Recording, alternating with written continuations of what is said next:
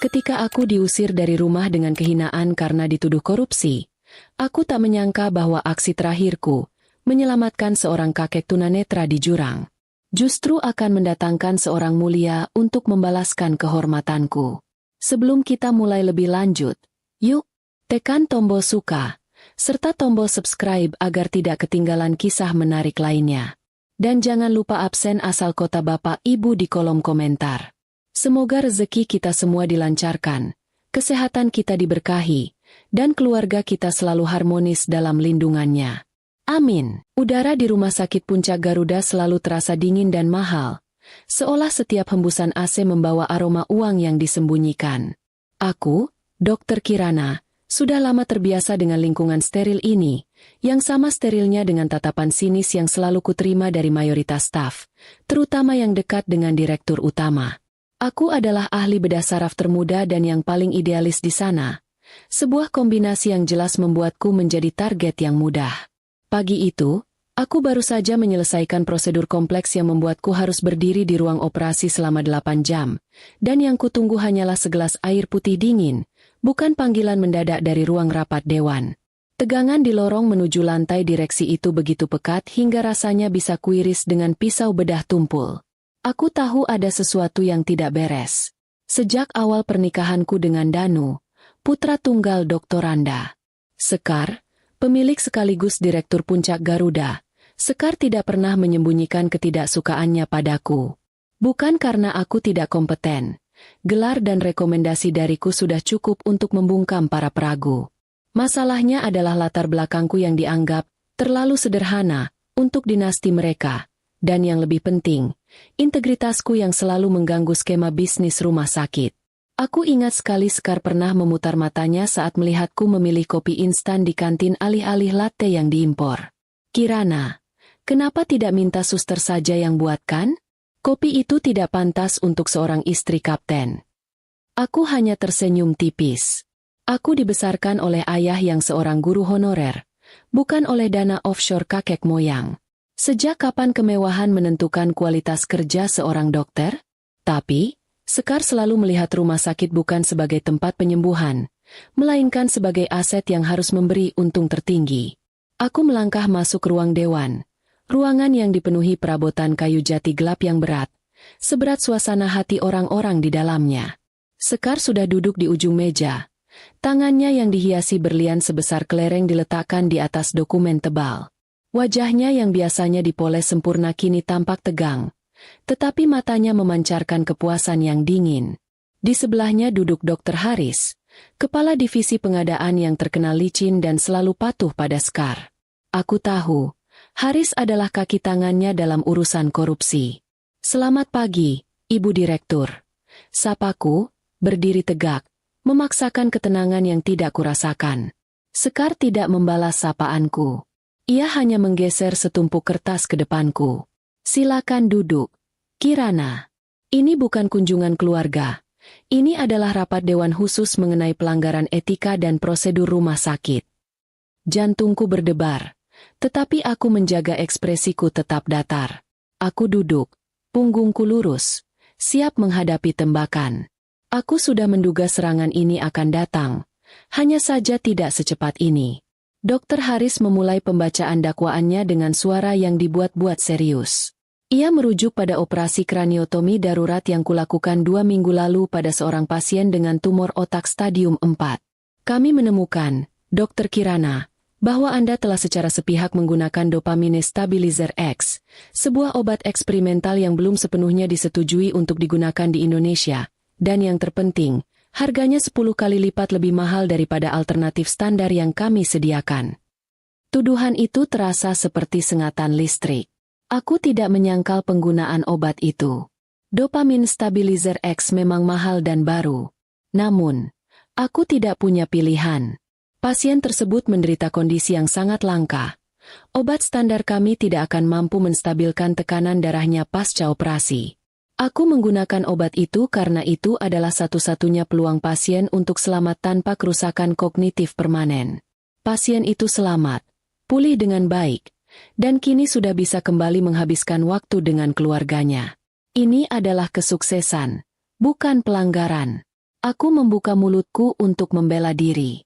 Obat itu legal secara internasional dan sudah melalui persetujuan darurat khusus.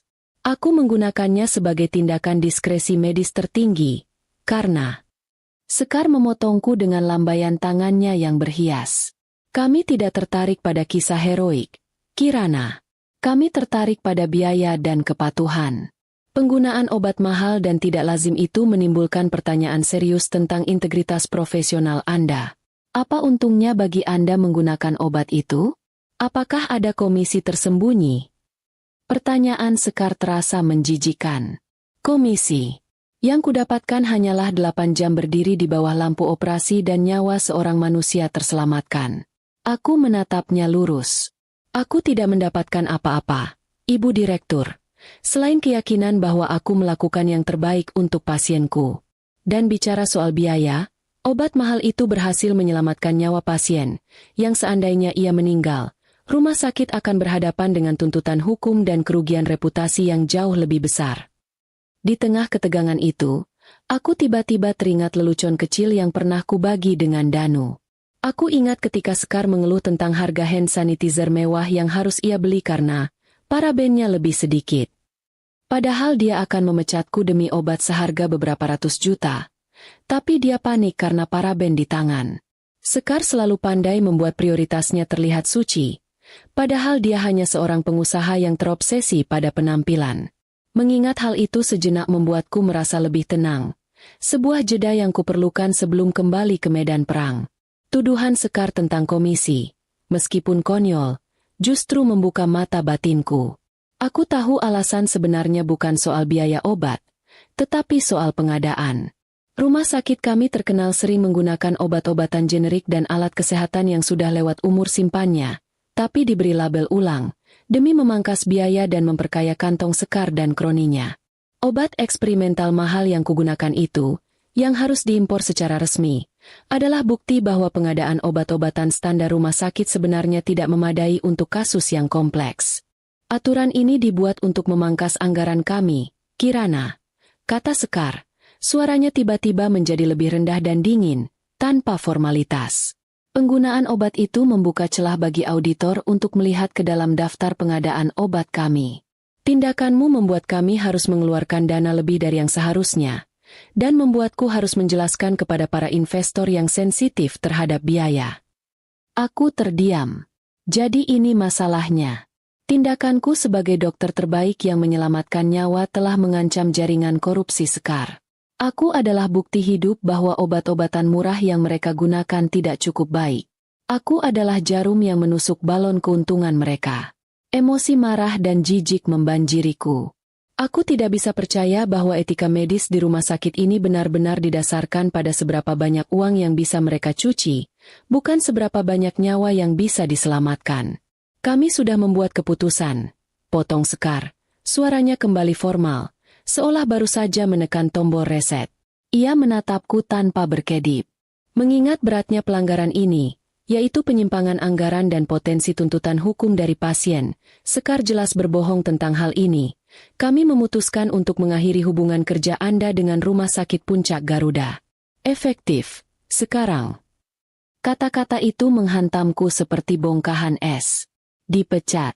Aku, yang mendedikasikan hidupku untuk ilmu bedah saraf, dipecat karena menyelamatkan nyawa. Aku melihat Dr. Haris di sebelah Sekar tersenyum tipis. Senyum penuh kemenangan yang membuatku ingin muntah. Semua yang selama ini kubangun, karir, reputasi, pengabdian, telah dihancurkan oleh kebencian seorang wanita yang melihatku hanya sebagai ancaman terhadap kekuasaan dan dompetnya. Aku perlahan berdiri, mencengkeram tepi meja hingga buku-buku jariku memutih.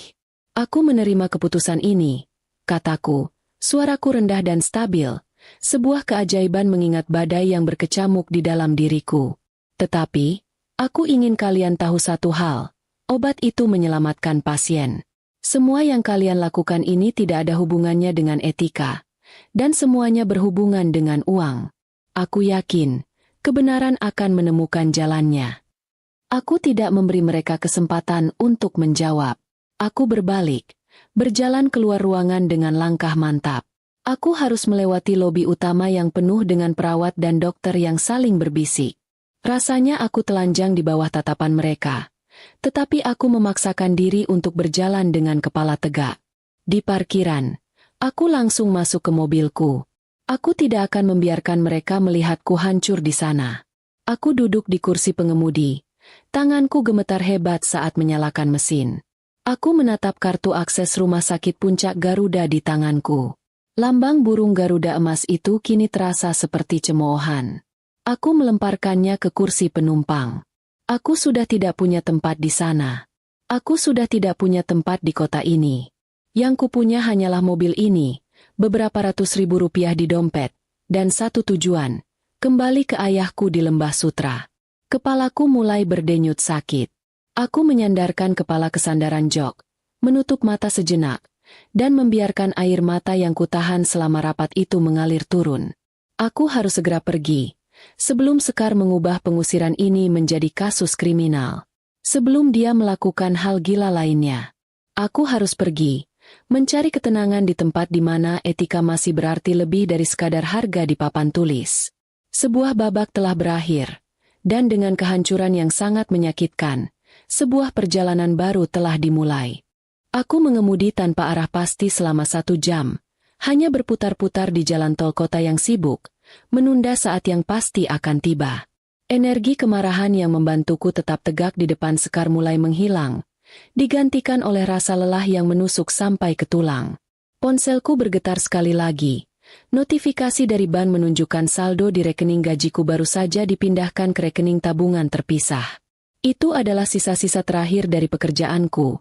Uang yang tidak akan Sekar biarkan ku tinggalkan di sana, seolah-olah dia memberiku izin sisa hidup yang terbatas. Aku akhirnya memutuskan untuk pulang ke rumah, bukan rumahku, melainkan rumah yang sejak 3 tahun lalu kusebut rumah. Penthouse mewah milik keluarga Danu di lantai teratas salah satu menara tertinggi di kota. Ketika aku memasukkan kunci ke pintu, yang kudapati adalah pemandangan yang sama sekali tidak asing. Kesunyian yang dingin dan bau parfum mahal yang tidak pernah benar-benar kusukai. Rumah itu adalah istana kaca yang indah, tetapi selalu terasa asing, seperti hotel bintang 5 yang hanya kusewa sementara. Aku langsung menuju kamar tidur, kamar yang berbagi ruang dengan Danu, suamiku yang adalah seorang pilot militer, yang kini sedang dalam misi di perbatasan dan tidak bisa dihubungi sama sekali. Danu adalah satu-satunya alasan mengapa aku bertahan selama ini menghadapi racun harian dari ibunya. Aku meraih foto kami di meja samping tempat tidur. Danu terlihat gagah dalam seragam penerbangannya, tersenyum lebar. Jauh di lubuk hatiku, aku tahu jika Danu ada di sini, semua ini tidak akan pernah terjadi. Sekar sengaja bergerak cepat ketika tahu putranya sedang tidak di tempat. Aku terkejut melihat 2 koper berukuran besar sudah berdiri tegak di dekat pintu kamar. Sudah tertutup rapat dan terkunci. Aku tidak perlu mendekat untuk tahu isinya. Itu adalah barang-barangku, pakaian dan buku-buku medis yang selalu dicibir Sekar karena terlalu kumuh untuk rumah mereka. Sekar sudah merencanakan ini dengan matang, bahkan sebelum pertemuan dewan tadi pagi. Aku tidak dipecat. Aku dinyahkan dari kehidupan mereka. Pintu geser menuju teras terbuka, dan Sekar masuk dengan penampilan yang sudah berganti. Ia tidak lagi mengenakan setelan direktur yang kaku, melainkan gaun rumah berbahan sutra mahal, dengan syal bulu yang melingkari lehernya, seolah-olah ia sedang bersantai di villa pribadinya, bukan baru saja menghancurkan karir seseorang. Ekspresinya kini jauh lebih tenang, santai, namun matanya memancarkan rasa superioritas yang tak terbantahkan. "Kamu sudah lihat koper-kopermu, Kirana," katanya tanpa basa-basi. Suaranya halus tetapi mengandung otoritas mutlak. Dia berjalan ke bar kecil, menuangkan anggur putih dingin ke dalam gelas kristal. Anggap saja ini efisiensi.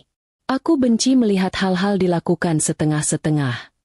Aku berdiri diam di tengah kamar, membiarkan kemarahan merayap naik. Aku tidak akan memberinya kepuasan dengan berteriak atau memohon. "Ini bukan efisiensi, Ibu Sekar," jawabku, menggunakan sebutan yang paling formal dan dingin yang bisa kukeluarkan.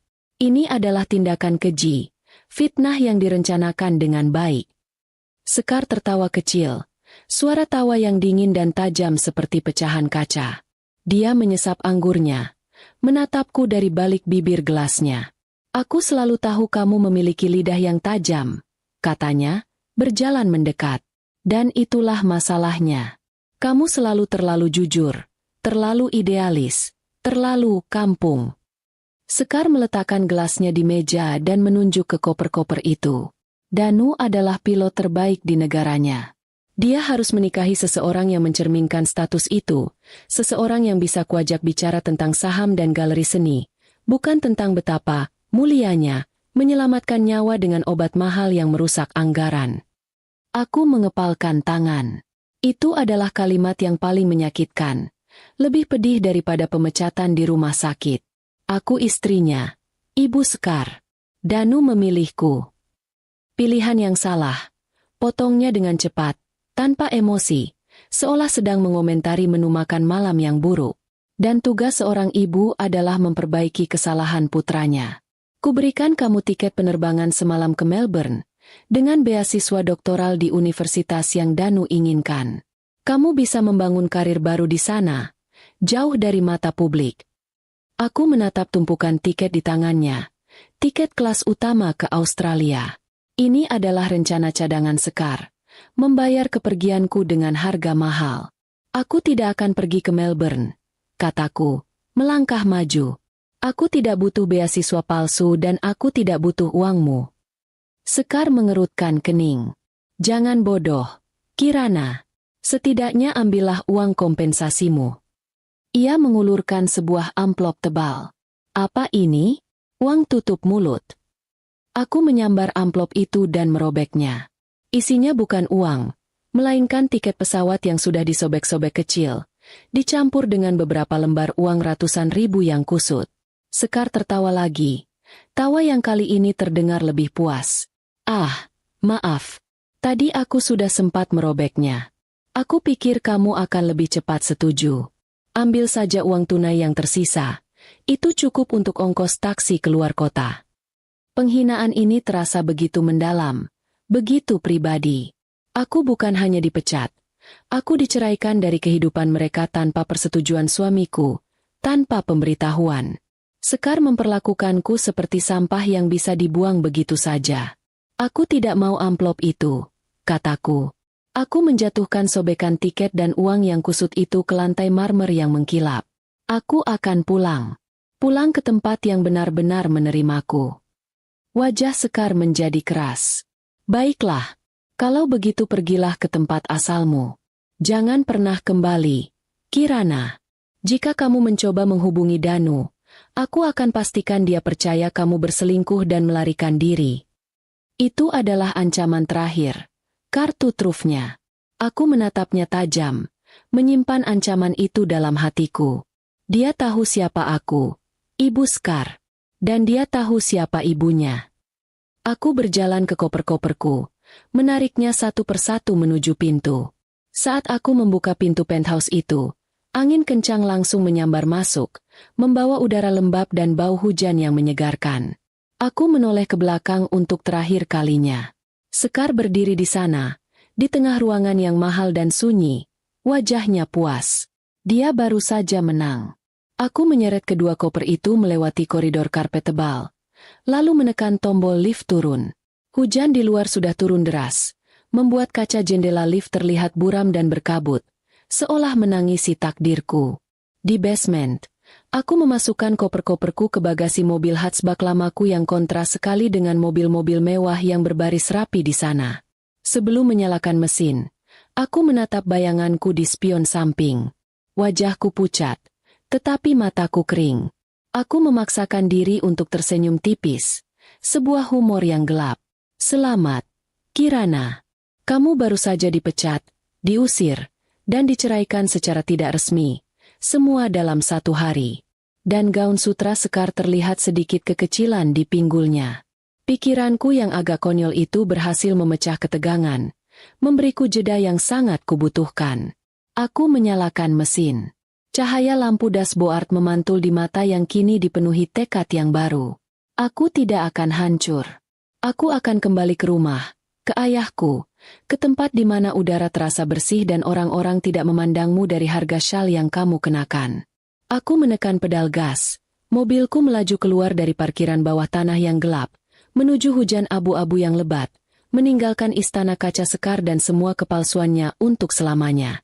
Aku akan kembali, tetapi bukan sebagai menantu yang lemah.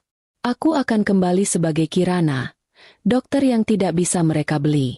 Aku melajukan mobilku menjauh dari batas kota, membiarkan jalanan yang lengang menyerap rasa sakit dan penghinaan yang baru saja kualami. Hujan turun begitu deras, membasahi kaca depan, seolah-olah alam semesta ikut menangisi nasib yang baru saja menimpaku. Aku tidak peduli kemana aku pergi, selama itu jauh dari menara kaca yang menjulang tinggi, jauh dari aroma pengkhianatan dan parfum sekar yang memuakan. Aku hanya ingin udara bersih. Pikiranku terus memutar ulang semua cemoohan sekar selama 3 tahun terakhir. Dia selalu menemukan cara untuk meremehkan apapun yang kulakukan. Ketika aku berhasil memimpin operasi yang rumit, dia hanya berkomentar, "Ya, bagus, Kirana. Tapi jangan lupakan, Danu baru saja menyelesaikan penerbangan latihannya di jet termewah negara. Itu yang namanya pencapaian." Bahkan keahlianku yang diakui secara internasional terasa kecil di mata kesombongannya. Aku menyadari bahwa selama ini aku telah hidup di bawah pengawasan ketat, di mana setiap napas yang kuambil dinilai dari seberapa besar manfaatnya bagi citra dan kantong sekar. Aku tersentak, sedikit tertawa kecil yang pahit. Ternyata, selama ini aku bukan menantu, melainkan piala yang sekar pajang agar putranya terlihat memiliki istri yang sempurna. Piala yang gampang ia singkirkan saat mulai mengancam stabilitas lemari pajangannya. Perjalanan itu terasa seperti mimpi buruk yang panjang. Aku sudah berkendara selama hampir 3 jam. Kota besar itu sudah lama hilang di belakangku, digantikan oleh pemandangan hutan pinus dan bukit-bukit yang diselimuti kabut. Malam sudah benar-benar turun, dan hujan tak menunjukkan tanda-tanda akan mereda. Aku menyadari betapa bodohnya aku karena melarikan diri tanpa merencanakan apapun. Aku bahkan tidak sempat mengisi bensin sampai penuh. Saat jarum bahan bakar mulai mendekati huruf E, ponselku yang berada di kursi penumpang berkedip lemah, lalu mati total. Baterai habis, dan bahkan jika tidak, di area pegunungan terpencil ini, sinyal adalah kemewahan yang mustahil kuraih. Aku membanting ponsel itu ke kursi dengan frustrasi. "Baiklah, Kirana. Selamat datang di dunia nyata. Sekarang kamu benar-benar sendirian." Kehilangan koneksi terakhir dengan dunia luar terasa mencekik, tetapi anehnya, juga membebaskan. Tidak ada yang bisa menghubungiku, tetapi tidak ada juga yang bisa melacakku. Aku mengikuti papan penunjuk jalan yang samar-samar. Jalan tol utama di depan ternyata ditutup karena longsor. Ada pengalihan arus ke jalur lintas Lembah Sutra. Nama itu, Lembah Sutra, terdengar indah, tetapi jalur tersebut terkenal sepi, berkelok-kelok, dan sangat berbahaya di malam hari, apalagi di tengah badai. Itu adalah rute lama yang dulunya digunakan para pedagang. Kini hanya dilalui oleh truk sesekali atau penduduk lokal yang nekat. Namun, aku tidak punya pilihan selain mengambil risiko itu. Begitu mobilku berbelok memasuki jalur Lembah Sutra, suasana langsung berubah. Pohon-pohon besar menjulang tinggi di kedua sisi, membentuk terowongan gelap yang menakutkan, di mana lampu mobilku hanya mampu menembus beberapa meter ke depan. Aku mengurangi kecepatan. Fokusku sepenuhnya tertuju pada jalanan yang licin dan penuh genangan. Keheningan hutan itu pekat. Hanya ditemani suara derasnya hujan yang memukul atap mobil dan suara keras jantungku yang berdebar kencang. Aku sudah mengemudi di jalur ini selama hampir 1 jam tanpa berpapasan dengan kendaraan lain. Rasa putus asa mulai merayap naik, menggantikan amarah. Aku lelah, lapar, dan kedinginan. AC mobilku terasa tidak berguna melawan hawa dingin pegunungan yang menusuk. Aku memikirkan ayahku di desa. Seorang pensiunan guru SD yang lugu dan sederhana. Bagaimana aku harus menjelaskan semua ini padanya? Bahwa aku dipecat, diusir, dan karirku hancur. Semua karena aku memilih menyelamatkan nyawa, bukan menyelamatkan anggaran. Aku terus memacu mobil perlahan. Mata menatap nanar ke depan. Aku hanya ingin segera tiba di rumah, memeluk ayah, dan menangis sepuasnya di kamar tidur masa kecilku. Aku ingin mengganti gaun mahal yang kini terasa seperti jubah penyiksaan ini dengan piyama katun usang. Tepat saat aku melewati sebuah tikungan tajam yang menurun, lampu depan mobilku menangkap sesuatu yang membuat seluruh ototku menegang. Ada bekas ban yang keluar jalur, menabrak pagar pengaman kayu yang sudah lapuk, dan mengarah langsung ke dalam jurang kecil di sisi jalan. Jantungku serasa berhenti berdetak. Aku menginjak rem, membuat mobilku berhenti beberapa meter dari tempat kejadian. Aku mematikan mesin. Seketika, keheningan mencekam menyelimuti kabin. Hanya ada suara rintik hujan dan desahan angin di antara pohon-pohon. Naluriku, naluri seorang dokter yang terprogram untuk merespons darurat, langsung mengambil alih.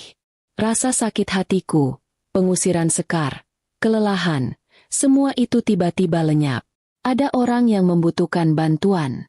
Aku menyalakan lampu darurat, meraih senter kecil yang selalu kusimpan di laci dashboard, dan dengan tangan gemetar, aku membuka pintu mobil. Udara malam yang dingin langsung menerpaku. Aku berjalan hati-hati ke tepi jalan yang rusak, mengarahkan senter ke bawah, menembus kegelapan jurang yang curam. Di sanalah aku melihatnya. Sekitar 10 meter di bawah, sebuah mobil sedan mewah berwarna hitam terbalik, ringsek parah, dengan asap tipis masih mengepul dari kapnya. Itu pasti baru saja terjadi. Aku berteriak, "Halo, ada orang di sana?" Tidak ada jawaban, hanya kesunyian hutan yang menelan suaraku. Aku berlari kembali ke mobil, bukan untuk pergi, melainkan untuk membuka bagasi. Aku mengeluarkan tas medis daruratku. Tas kanvas berat itu berisi peralatan bedah minor, obat-obatan darurat, dan benda-benda lainnya. Tas yang pernah dicibir Sekar sebagai perlengkapan dokter kampungan yang terlalu bersemangat. Tas itu kini terasa seperti satu-satunya hal nyata yang kupunya di dunia ini. Aku mengaitkannya di bahu, dan tanpa berpikir dua kali, aku mulai mencari jalan menuruni lereng yang curam, becek, dan berlumpur itu, menuju mobil yang hancur. Aku harus bertindak cepat. Aku adalah satu-satunya harapan mereka. Baiklah, Sekar, kalau kamu ingin aku kembali ke kampung, aku akan kembali. Tapi tidak sebelum aku menyelamatkan satu nyawa lagi. Itu adalah janji yang kubuat pada diriku sendiri. Sebuah deklarasi perang terhadap keserakahan yang telah menyingkirkanku. Aku menghela napas dalam-dalam, mengambil langkah pertama menuruni jurang. Babak baru telah dimulai, dan ini jauh lebih berbahaya daripada rapat dewan manapun. Lereng itu licin dan ganas, membuatku harus berpegangan pada akar pohon yang mencuat atau batu-batu yang longgar agar tidak terperosok lebih jauh ke bawah. Hujan telah mengubah tanah menjadi lumpur pekat yang menyedot sepatuku, tetapi aku mengabaikannya. Yang penting hanyalah cahaya senter yang menembus malam, menyoroti mobil hitam yang hancur di bawah sana. Tas medis darurat yang berat itu memukul-mukul punggungku setiap kali aku meluncur. Saat aku akhirnya mencapai dasar jurang, bau bensin yang tajam dan oli yang bocor langsung menusuk hidungku, bercampur dengan aroma tanah basah. Dan ada bau yang sangat kukenal, bau anyir darah. Mobil itu tergeletak miring, bagian depannya remuk total akibat menghantam pohon besar. Kacanya pecah berhamburan, berserakan di tanah berlumpur. "Halo, tolong!" Tiba-tiba, sebuah suara parau, suara seorang gadis muda, terdengar dari kursi belakang. Suara itu dipenuhi rasa sakit dan kepanikan. "Tolong, Om, aku tidak bisa keluar." "Tenang, Dik, aku di sini. Aku seorang dokter," teriakku, berusaha menenangkan diri dan juga dirinya. Prinsip triase segera memenuhi pikiranku. Selamatkan yang paling mungkin diselamatkan. Tangani yang paling mengancam nyawa terlebih dahulu. Aku mengarahkan senter ke kursi belakang. Seorang gadis remaja, mungkin berusia 15 tahun, meringis. Ada darah mengalir tipis dari pelipisnya, tetapi dia sadar dan matanya terbuka. "Namaku Anya." Kakiku terjepit. Isaknya, suaranya gemetar. Aku mencoba membuka pintu belakang, tetapi pintu itu macet total, sudah ringsek ke dalam. "Anya, aku tidak bisa membuka pintunya sekarang. Aku akan periksa yang di depan dulu. Kamu harus kuat. Jangan tidur, ya? Terus bicara padaku." Aku beralih ke pintu depan. Sisi pengemudi hancur tak berbentuk, mustahil dibuka. Ajaibnya, pintu penumpang depan hanya sedikit penyok. Dengan sisa tenaga yang kumiliki, aku merobek pintu itu. Di kursi penumpang, seorang wanita paruh baya terkulai lemas, mengerang kesakitan. Aku menyinarkan senter ke kakinya, dan pemandangan itu membuatku menelan ludah. Tulang pahanya mencuat menembus kulit celana. Itu adalah patah tulang terbuka yang parah, dan darah menggenang di lantai mobil. "Tahan, Bu," bisikku. Aku segera membuka tas medis, mengeluarkan perban kompresi dan kain kasa steril. Tanganku bergerak cepat, membebat luka itu sekuat yang ku bisa untuk memperlambat pendarahan. Aku tidak punya pereda nyeri kuat. "Ibu, ini akan sangat sakit. Gigit ini," kataku, menyodorkan gulungan perban bersih ke mulut wanita itu. Air mata mengalir deras di pipinya saat aku mengencangkan ikatan, tetapi dia mengangguk lemah, menerima perban itu di antara giginya. Pendarahan terkendali, setidaknya untuk sementara. Sekarang, fokusku beralih ke yang paling penting, pengemudi. Aku merangkak masuk ke dalam mobil melalui pintu penumpang. Di kursi pengemudi, seorang pria tua terkulai di atas kemudi.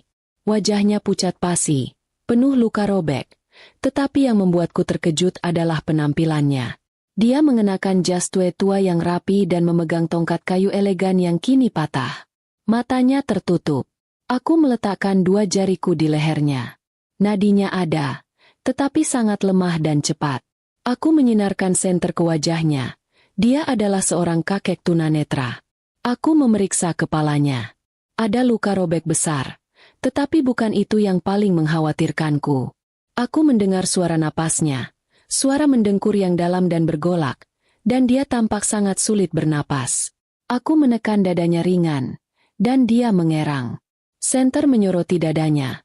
Salah satu sisi dadanya tidak mengembang seirama dengan sisi yang lain. Vena di lehernya juga tampak membesar. Jantungku berdebar kencang. Aku mengenali tanda-tanda ini dengan jelas.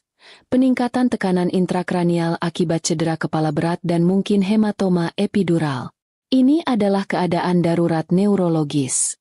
Jika dia tidak segera mendapatkan bantuan, otaknya akan tertekan dan dia akan mati dalam beberapa menit, bukan jam. Aku harus mengambil tindakan drastis. Tindakan yang tidak mungkin kulakukan di tengah hutan gelap. Aku harus melakukan trepanasi darurat untuk mengurangi tekanan di otaknya. Aku hanya pernah melihatnya di buku dan melakukannya pada model latihan. Melakukannya di sini, di dalam mobil yang ringsek, tanpa alat dan pencahayaan yang memadai, adalah gila. Aku merangkak keluar dari mobil, mengambil napas dalam-dalam. Aku tidak punya pilihan. Aku kembali ke tas medisku, mencari bor tangan darurat, yang pernah diejek Dr. Haris sebagai mainan tukang kayu. Itu adalah alat kecil, bertenaga baterai, yang selalu kubawa untuk operasi lapangan ekstrim. Aku menjulurkan kepalaku ke belakang mobil. "Anya, Anya, kamu dengar aku?" Teriakku ke kursi belakang. "Iya, Kak, tapi kakiku sakit sekali," jawab gadis itu. "Anya, aku butuh bantuanmu. Kakekmu butuh ini. Pegang senter ini erat-erat. Aku akan berikan instruksi, dan kamu harus melakukannya persis seperti yang kukatakan. Jangan goyang, ya." Tangan Kirana gemetar saat memberikan senter itu kepada Anya. Cahaya itu bergoyang liar sebelum akhirnya stabil, memfokuskan sorotnya ke kepala kakek Pranata yang terkulai. Aku membuka kotak bor tangan daruratku. Aku meraih botol antiseptik kecil dan menyiramkannya ke area luka di kepala kakek itu. Aku memegang bor itu, sebuah benda kecil yang tiba-tiba terasa begitu besar dan berat di tanganku. Ini adalah prosedur yang bisa menyelamatkan atau membunuh. Aku menutup mataku sejenak. Aku teringat lagi pada Sekar dan semua yang dia katakan tentang etika dan biaya. Aku tersenyum masam. "Ini etika, Sekar. Ini harganya. Maafkan aku, Kek," bisikku, sebelum menekan bor itu dengan tegas dan cepat menembus kulit kepala, menembus tulang tengkorak yang rapuh akibat benturan. Suara bor yang berdengung keras terdengar mengerikan, bergema di kesunyian hutan yang gelap. Aku merasakan ketegangan yang luar biasa, Lalu, sebuah kelegaan instan. Cairan dan udara yang terperangkap keluar sedikit. Aku menarik bor itu, membersihkan area tusukan, dan memasang kateter kecil untuk memastikan tekanan terus berkurang. Kakek Pranata terbatuk hebat, menyemburkan sedikit darah, tetapi kemudian keajaiban terjadi. Dia menarik napas dalam-dalam, napas yang utuh dan nyata, yang tidak lagi bergolak. Wajahnya yang pucat mulai menunjukkan sedikit warna. Aku bersandar di kursi mobil yang basah, napasku terengah-engah. Aku baru saja menyelamatkan nyawa seorang maestro tunanetra, sendirian, di tengah jurang, dengan bor tangan yang seukuran pena. Saat aku mulai merapikan peralatan dan membalut kepala kakek itu dengan perban yang bersih, kakek Pranata tiba-tiba membuka matanya yang putih dan tidak fokus. Tangan dinginnya yang kurus mencari-cari, dan akhirnya mencengkeram lengan Kirana dengan kekuatan yang mengejutkan. "Siapa?" bisiknya. Suaranya sangat serak. "Siapa namamu?" Aku mencondongkan tubuhku lebih dekat. "Aku Kirana. Kek. Aku seorang dokter. Bantuan akan datang. Bertahanlah." Kakek Pranata menatapku sejenak dengan mata yang tidak melihat, tetapi tatapannya terasa menusuk. Dia menarik tanganku dan berbisik pelan, hampir tak terdengar, sebuah bait puisi yang aneh dan kuno. "Di lembah sunyi, tangan emas bersemayam. Burung Garuda kan terbang membawamu, dokter." Lalu, genggamannya melemah, dan dia kembali tidak sadarkan diri. Aku membeku di tempat. Bait puisi itu. Aku merasa pernah mendengarnya, tetapi di mana? Di tengah hujan deras, dengan bau bensin dan lumpur, kalimat aneh dari seorang kakek tunanetra itu menggantung berat di udara, sebuah misteri yang baru saja dimulai. Aku harus segera bertindak, sebelum hujan atau hipotermia merenggut nyawa yang baru saja kuselamatkan. Aku tidak tahu sudah berapa lama aku berada di dasar jurang itu, tetapi setiap menit terasa seperti jam. Setelah berhasil menstabilkan kakek Pranata, seluruh tubuhku mulai terasa nyeri dan kedinginan. Adrenalin yang membantuku melakukan trepanasi gila tadi perlahan memudar, digantikan oleh rasa lelah yang luar biasa. Aku adalah seorang dokter, bukan petugas penyelamat, dan aku sudah melakukan jauh lebih banyak daripada yang seharusnya. Fokusku kembali pada Anya dan ibunya. Aku menenangkan Anya yang kakinya terjepit, memastikan ia terus berbicara tentang sekolah dan teman-temannya agar tetap sadar dan tidak kaget. Aku kembali ke wanita itu, istri kakek Pranata, dan mengganti pembalut di kakinya yang patah, memastikan pendarahan tidak kembali terjadi. Untung saja, tas medisku yang dicibir sekar ternyata berisi selimut darurat metalik tipis. Aku membungkus mereka bertiga, kakek, istri kakek, dan Anya, serta diriku sendiri dengan selimut itu, sebuah pemandangan aneh yang berkilauan di tengah gelapnya lumpur. Kini, masalah terbesar adalah memanggil bantuan. Aku kembali keluar mobil, menatap lereng curam di atas. Ponselku mati. Teriakan tidak akan terdengar melewati deru hujan. Aku melihat ke mobil yang ringsek itu lagi, mencari sesuatu yang berguna. Di bawah kursi pengemudi, tanganku menyentuh sesuatu yang keras dan dingin. Itu adalah sebuah kotak logam kecil. Aku membukanya. Di dalamnya ada beberapa kembang api sinyal darurat. Kenapa orang membawa kembang api sinyal di mobil mewah? Aku tidak memikirkan keanehan itu lama-lama. Benda itu bisa menyelamatkan kami. Aku memilih flare yang paling besar dan berwarna merah terang. Dengan sisa tenaga, aku memanjat ke atas kap mobil yang sudah remuk, mencari sudut pandang yang paling tinggi dan terlihat dari jalan di atas. Sambil merangkak, aku teringat ucapan kakek Pranata tadi. Di lembah sunyi, tangan emas bersemayam. Suara serak kakek itu terus terngiang, membuatku merinding. Kenapa seorang kakek tunanetra, yang baru saja kutembus kepalanya dengan bor, mengucapkan barisan puisi militer kuno? Aku yakin itu puisi militer, karena aku pernah mendengarnya samar-samar saat Danu dan rekan-rekannya mabuk setelah latihan. Aku menggelengkan kepala. Otakku pasti sudah kelelahan. Aku menyalakan flare itu. Suara mendesis keras diikuti oleh semburan api merah terang yang menembus kegelapan malam. Asap tebal mengepul, dan cahaya merah itu menerangi seluruh area jurang, membuat pohon-pohon di sekitarnya terlihat seperti hantu raksasa. Aku menahan flare itu selama mungkin, berharap ada truk atau mobil yang kebetulan lewat dan melihat sinyal putus asa ini. Sekitar 15 menit kemudian, tepat ketika flare itu padam dan aku hampir menyerah, sebuah suara memecah keheningan hutan. Bukan deru mesin, melainkan suara dengungan yang berat dan teratur. Aku menyipitkan mata ke langit yang tertutup kabut. Suara itu semakin membesar, menguat, hingga akhirnya aku bisa memastikannya. Itu adalah suara mesin helikopter. Aku tidak bisa mempercayainya. Di tengah malam, di jalur terpencil, helikopter? Siapa yang sedang berpatroli dengan helikopter di sini? Aku dengan cepat menyalakan flare kedua, yang berwarna putih terang. Kali ini, cahaya itu disambut oleh sorotan lampu kuat dari atas, menembus kabut, langsung mengarah ke lokasi kami. Aku bisa mendengar suara baling-baling helikopter yang memekakan telinga. Setelah beberapa saat berputar di atas, suara itu perlahan menjauh, tetapi tidak hilang. Itu pasti sudah memberitahu tim darat posisi kami. Sesaat kemudian, aku mendengar suara sirene dari kejauhan, diikuti oleh lampu biru dan merah yang berputar-putar di jalan di atas. Aku mendesah lega. Rasanya beban seberat bertonton terangkat dari bahuku. Akhirnya, mereka datang. Aku kembali ke dalam mobil yang ringsek untuk menenangkan kakek Pranata. Aku memegang tangannya yang kini mulai terasa sedikit lebih hangat. Aku memastikan balutan lukanya kuat.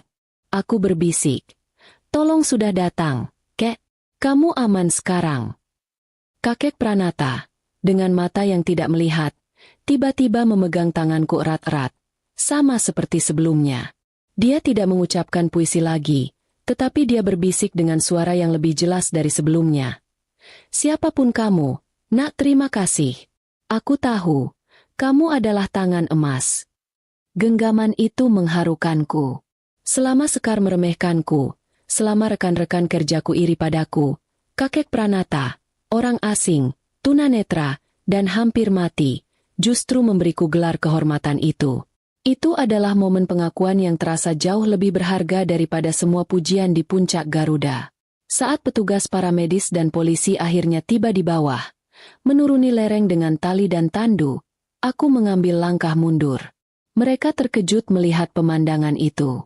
Seorang dokter wanita sendirian, basah kuyup, di samping 3 korban yang sudah distabilkan, dengan bor tangan di dekat kepala salah satu korban, dan sebuah catatan kecil yang kutinggalkan di sana. Isi catatan itu singkat, trepanasi darurat telah dilakukan, hematoma epidural.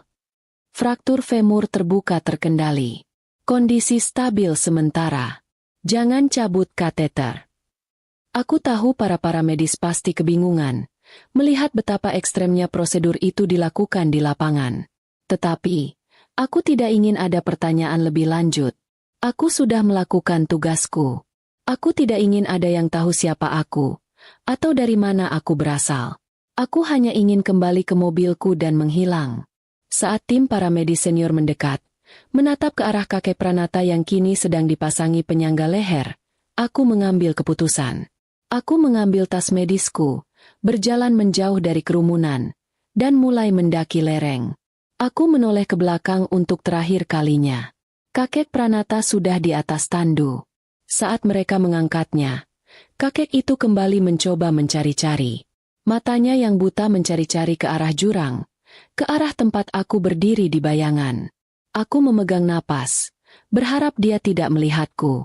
Aku adalah tangan emas, dan seperti emas batangan yang langka, aku harus menghilang sebelum ditemukan. Aku berbalik, dan tanpa menunggu satupun kata terima kasih atau interogasi, aku mendaki lereng berlumpur itu, meninggalkan pahlawan tanpa nama yang diselimuti kabut dan lumpur. Kepulanganku ke kampung harus segera dimulai. Mendaki kembali ke jalan raya terasa jauh lebih sulit daripada menuruni jurang tadi. Lereng yang sudah basah kuyup berubah menjadi jebakan lumpur yang licin dan kejam. Setiap kali aku mengayunkan kaki, aku merasa seperti akan tergelincir kembali ke dasar. Pakaianku yang tadinya hanya kotor oleh lumpur kini basah kuyup, berat, dan dipenuhi bercak darah yang sudah mengering. Akhirnya, dengan napas terengah-engah dan kaki yang gemetar, Aku mencapai jalanan yang rata. Mobil paramedis, mobil polisi, dan beberapa lampu sorot kini menerangi area itu. Para petugas darurat sibuk mengevakuasi korban ke atas tandu. Seorang petugas polisi berseragam menghampiriku. Wajahnya kelelahan dan terkejut melihat penampilanku yang terlihat seperti korban selamat dari bencana alam. "Nona, Anda siapa? Apakah Anda korban dari mobil lain?" "Kami tidak melihat." Aku memotongnya dengan nada suara yang tenang, memaksakan diri untuk terdengar otoritatif. "Aku seorang dokter. Aku yang memberikan pertolongan pertama di bawah. Ketiga korban sudah stabil. Yang paling kritis, kakek itu, membutuhkan pemantauan tekanan intrakranial segera, dan dia menderita cedera kepala berat." Aku menyampaikan laporanku dengan cepat, menggunakan terminologi medis yang formal, yang cukup untuk mengakhiri pertanyaan dari pihak kepolisian. Petugas itu tampak bingung, menatapku, lalu ke arah seorang paramedis senior yang baru saja menyelesaikan stabilisasi kakek Pranata di atas tandu. Aku melihat petugas medis itu mengangguk singkat, membenarkan temuanku, dan matanya memancarkan rasa hormat yang mendalam. Jelas, tindakanku tadi sudah membuktikan kredibilitasku. "Dokter," panggil petugas paramedis senior itu, melangkah mendekat. "Anda harus ikut ambulans. Kami membutuhkan Anda sebagai saksi dan untuk menjelaskan detail prosedur di kepala pasien." Aku menggelengkan kepala. Aku sudah memberikan laporan lisan. Aku tidak akan ikut. Kalian sudah mengambil alih, dan kalian punya tim di rumah sakit yang jauh lebih baik. Aku harus segera pergi. Suaraku terdengar final. Aku sama sekali tidak ingin kembali ke lingkungan rumah sakit. Aku tidak ingin nama dan identitasku tercatat dimanapun. Takut jika informasi itu sampai ke telinga Sekar atau media. Aku hanya ingin menghilang. Saat tandu terakhir, yang membawa kakek Pranata, diangkat ke ambulans, kakek itu sadar kembali sejenak. Matanya yang buta kembali mencari-cari, seolah dia bisa merasakan kehadiranku. Aku berdiri agak jauh, di balik bayangan mobil polisi. Kakek Pranata tidak berkata apa-apa, tetapi tatapan yang tidak melihat, namun terasa menembus, seolah mengucapkan perpisahan dan rasa terima kasih yang mendalam. Aku membiarkan emosi itu hanya sejenak, lalu memutus kontak mata. "Nona, setidaknya biarkan kami mencatat nama Anda. Kami perlu melaporkan siapa yang melakukan prosedur berisiko ini," desak petugas polisi itu. Aku tersenyum tipis. Sebuah humor yang gelap muncul. "Tulis saja laporan Anda. Aku akan datang memberikan kesaksian bila diperlukan. Sekarang, biarkan aku pergi." Aku tidak akan memberi mereka kemudahan itu.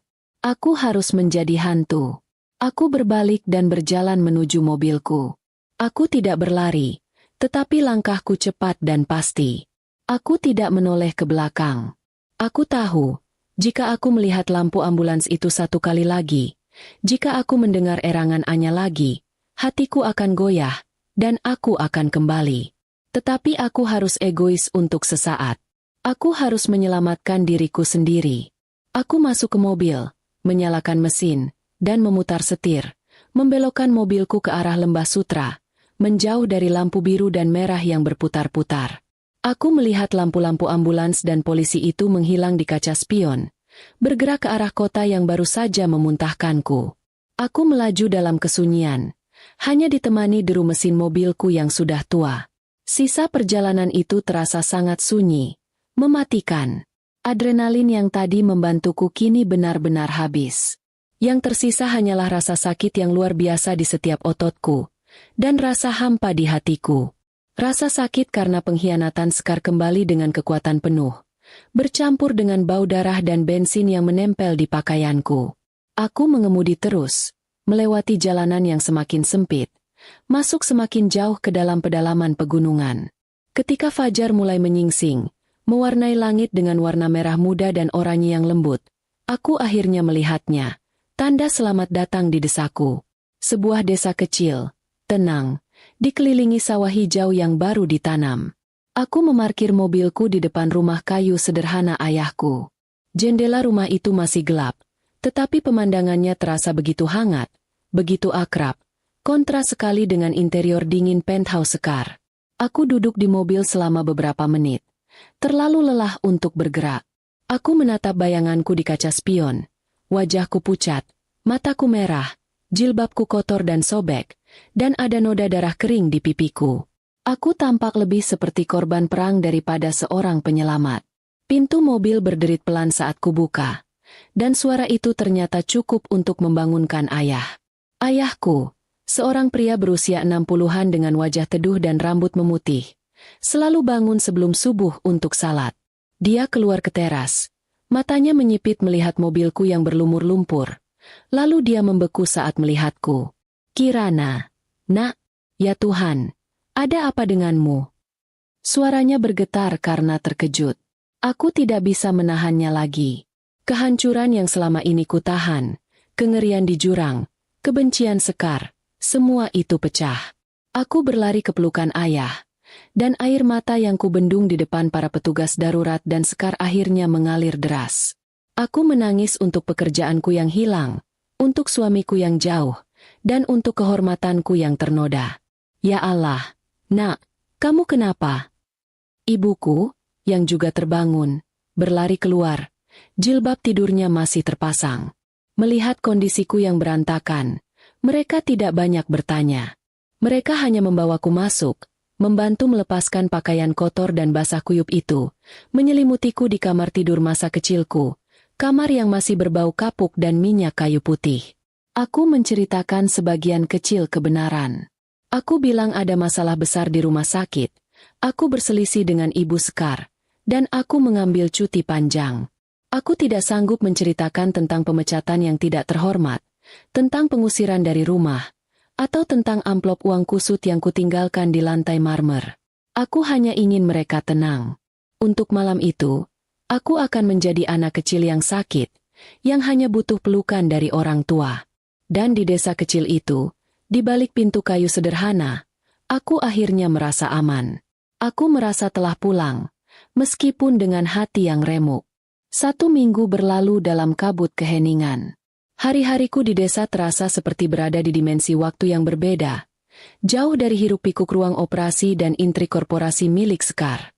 Aku menghabiskan sebagian besar waktu dengan tidur, makan bubur hangat buatan ibu, dan duduk di teras belakang, menatap hamparan sawah hijau yang memantulkan langit. Ayah dan ibu memberiku ruang yang kubutuhkan. Mereka melihat luka di mataku, tetapi mereka memilih menunggu, membiarkanku sembuh dengan caraku sendiri. Aku benar-benar memutus hubungan dengan dunia luar. Ponsel baruku yang dibelikan ayahku tinggalkan di laci. Aku tidak menyentuh berita, tidak membaca email, bahkan tidak ingin tahu apa yang terjadi di rumah sakit Puncak Garuda. Rasanya aku sudah cukup dengan drama dan pengkhianatan. Aku hanyalah seorang dokter yang menganggur, bersembunyi di kampung, dan membiarkan Sekar menang. Namun, anehnya, dalam kesederhanaan mencabut rumput liar atau membantu ibu mengupas bawang, ada ketenangan yang menyakitkan. Tangan yang terbiasa memegang pisau bedah kini terbiasa memegang cangkul dan pisau dapur. Itu adalah terapi yang keras. Pengakuan diam-diam bahwa aku harus memulai semuanya dari nol. Pada hari ke-7, tepat saat aku sedang membantu ayah membersihkan kandang ayam, sebuah kegiatan yang sangat tidak sejalan dengan latar belakangku sebagai ahli bedah saraf, suara itu datang. Itu bukan suara truk pengangkut sayuran atau motor penduduk desa yang biasa ku dengar. Itu adalah suara mesin yang berat, teratur, dan asing. Suara helikopter. Suara yang sangat tidak biasa di desa kami yang sunyi. Aku dan ayah sama-sama berhenti, menatap ke arah langit. Suara itu semakin membesar. Bukan suara helikopter komersial yang ringan, melainkan suara berat baling-baling tunggal yang khas. Suara helikopter militer. Beberapa tetangga sudah keluar dari rumah mereka, berbisik-bisik, menunjuk ke atas dengan cemas. Ada apa ini? Apakah terjadi bencana alam? Aku berjalan cepat ke depan rumah. Suara helikopter itu memekakan telinga, dan ayah, yang wajahnya langsung pucat karena takut, berjalan di belakangku. Dia pasti berpikir itu ada hubungannya dengan Danu, putranya. Ketakutan itu menular. Helikopter itu tidak mendarat di lapangan desa. Ia hanya terbang rendah, mengitari area persawahan, lalu perlahan menjauh ke arah bukit. Aku menghela napas lega. Mungkin hanya patroli rutin. Namun, belum sempat aku kembali ke kandang ayam, suara lain muncul. Suara mesin diesel berat yang mendekat. Suara yang sangat tidak cocok untuk jalanan desa kami yang sempit dan berbatuan. Aku melihatnya datang dari ujung jalan. Itu adalah jeep militer berwarna hijau tua, kotor oleh lumpur, tampak gagah dan mengintimidasi di antara rumah-rumah kayu sederhana. Mobil itu berhenti tepat di depan pagar kayu reot kami. Debu berterbangan di udara. 2 orang pria berseragam lengkap turun. Salah satunya adalah seorang perwira tinggi yang mengenakan baret hijau. Pangkat di bahunya menunjukkan bahwa dia adalah seorang kapten. Dia tampak tegap, profesional, dan wajahnya datar tanpa emosi. Pria kedua adalah seorang tentara muda yang membawa sebuah brief cas sekulit. Kapten itu melepas kacamata hitamnya dan memandang berkeliling. Tatapannya menyapu rumah-rumah desa sebelum akhirnya tertuju padaku. Ayahku melangkah maju, tangannya gemetar. "Permisi, Pak Kapten. Ada apa ini? Ada masalah apa dengan putra saya, Danu?" tanyanya. Suaranya dipenuhi ketakutan terburuk seorang ayah. Kapten itu berjalan mendekat ke pagar. "Selamat siang, Bapak. Kami mencari Dokter Kirana, istri dari Kapten Danu. Apakah beliau ada di sini?" Jantungku berdebar kencang. Bagaimana mereka tahu aku ada di sini? Bagaimana mereka melacakku? Aku melangkah ke samping ayah, memaksakan diri untuk berdiri tegak. "Aku Kirana. Ada apa?" Kapten itu memberi hormat singkat. Sikapnya kaku dan sangat profesional. "Saya Kapten Satya. Saya di sini atas perintah khusus dari atasan tertinggi. Dokter Kirana, kami diperintahkan untuk menjemput Anda dan membawa Anda ke markas komando daerah militer. Sekarang." Perintah itu terdengar seperti sebuah ancaman, bukan permintaan. Ayahku langsung terkejut. "Menjemput? Untuk urusan apa, Pak?" "Putri saya tidak melakukan kesalahan apa-apa. Dia hanya seorang dokter." Kapten Satya menghela napas. Sepertinya sudah terbiasa menghadapi perlawanan. "Maaf, Bapak. Ini adalah masalah yang sangat mendesak. Masalah ini membutuhkan kehadiran Dokter Kirana segera. Kami juga memiliki perintah untuk membawa Bapak sebagai wali. Mohon jangan mempersulit keadaan." "Masalah mendesak? Apa ini ada hubungannya dengan Sekar? Apakah dia tidak puas hanya dengan memecatku dan sekarang menggunakan koneksi militer untuk memenjarakanku atas tuduhan penyalahgunaan obat yang lebih serius? Atau, apakah ini tentang kecelakaan itu? Apakah kakek Pranata meninggal? Dan aku dituduh melakukan malapraktik dengan bor tangan di pinggir jalan?" Pikiranku kacau. Aku merasa perutku mulas. Aku menolak. Aku tidak akan kemana-mana sebelum Bapak menjelaskan apa yang terjadi. Apakah ini ada hubungannya dengan rumah sakit Puncak Garuda? Atau apakah kakek tunanetra itu meninggal? Kapten Satya menatapku tajam. Tatapannya tegas. Tetapi aku melihat ada sedikit kelelahan dan rasa hormat yang aneh di matanya. "Percayalah, Dokter Kirana, ini bukan investigasi kriminal.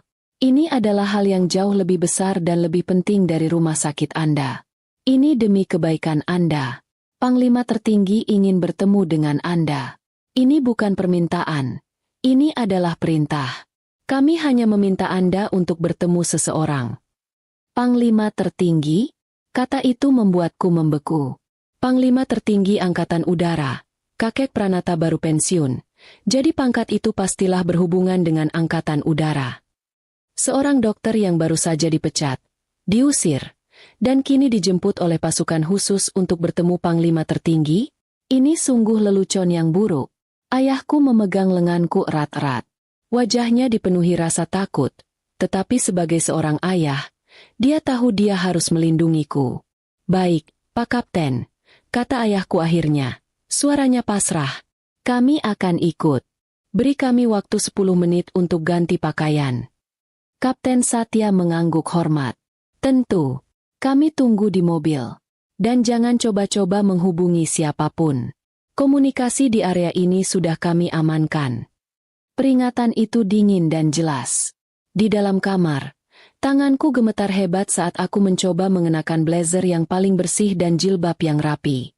Ibuku masuk, membawakan segelas air putih hangat. Matanya merah karena cemas. "Nak, apa yang terjadi? Masalah apa ini?" "Aku tidak tahu, Bu," bisikku, menyambar air itu. "Aku benar-benar tidak tahu. Tapi ini melibatkan militer. Dan itu berarti ini bukan lagi masalah Sekar. Ini pasti terkait dengan kecelakaan di Lembah Sutra itu." "Tenang, Nak," kata ibu, memelukku erat. "Hadapi dengan tenang. Ayahmu akan bersamamu. Ingat, kamu sudah menyelamatkan nyawa, Nak. Allah akan melindungimu." Di luar, Kapten Satya dan tentara muda itu menunggu dengan jeep mereka. Suasana di desa menjadi tegang. Semua tetangga menonton. Saat aku dan ayah berjalan keluar, ayahku mengenakan batik terbaiknya, tampak kaku dan gugup. Aku menarik napas dalam-dalam. Aku siap menghadapi apapun, meskipun aku merasa seperti sedang berjalan menuju tiang gantungan. Perjalanan itu terasa panjang dan mencekam. Kami duduk di kursi belakang jeep militer, diapit oleh tentara muda yang diam. Kapten Satya duduk di depan, menatap lurus ke depan. Tidak ada yang berbicara. Aku hanya bisa melihat pemandangan sawah dan desa yang perlahan berganti menjadi jalan raya dan gedung-gedung kota yang menjulang tinggi, mengingatkanku pada kehidupan yang baru saja kutinggalkan. Aku mencoba menyusun kemungkinan di kepalaku. Jika kakek Pranata meninggal, aku akan dituduh melakukan malapraktik tanpa izin. Aku menusuk kepalanya dengan bor tangan di pinggir jalan, sebuah tindakan yang pastinya dianggap gila oleh pengadilan sipil manapun. Namun, jeep itu tidak menuju ke rumah sakit atau kantor polisi. Jeep itu melaju lurus, melewati gerbang besar markas komando daerah militer, sebuah kompleks yang dijaga ketat, yang biasanya hanya kulihat dari kejauhan. Para penjaga memberi hormat saat kami lewat. Kami dibawa ke gedung utama, yang paling megah. Kami naik lift ke lantai tertinggi.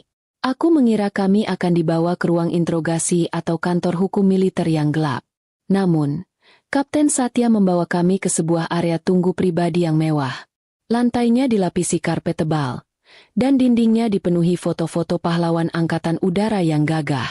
Dan di ujung lorong, tepat di depan sebuah pintu kayu besar berukir yang dijaga oleh 2 prajurit bersenjata lengkap, aku melihatnya.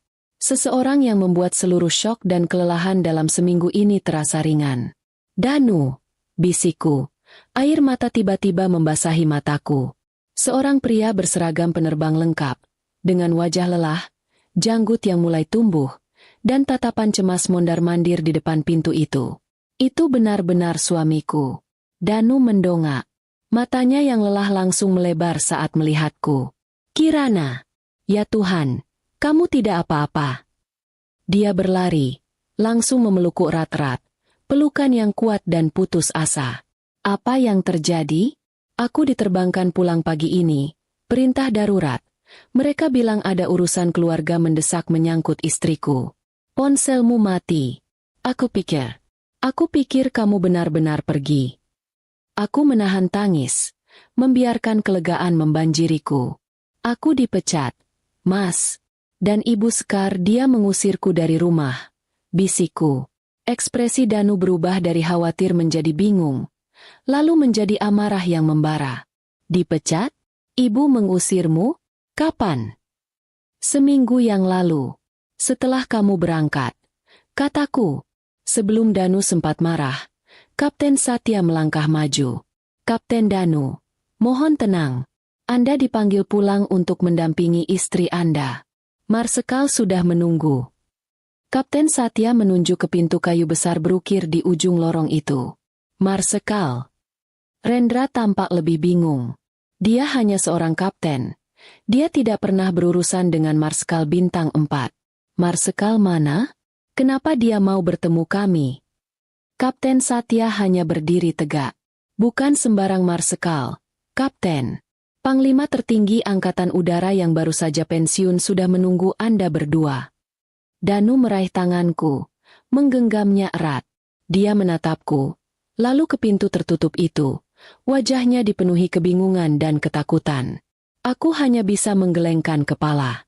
Aku sama sekali tidak tahu apa yang ada di balik pintu itu, tetapi aku tahu, hidup kami yang baru saja hancur akan berubah total di detik berikutnya. Danu dan aku, kami akan menghadapi Panglima tertinggi Angkatan Udara. Semua ini pasti ada hubungannya dengan kakek Pranata. Kami akan segera tahu. Ketukan Kapten Satya pada pintu kayu besar itu terdengar tegas dan penuh hormat.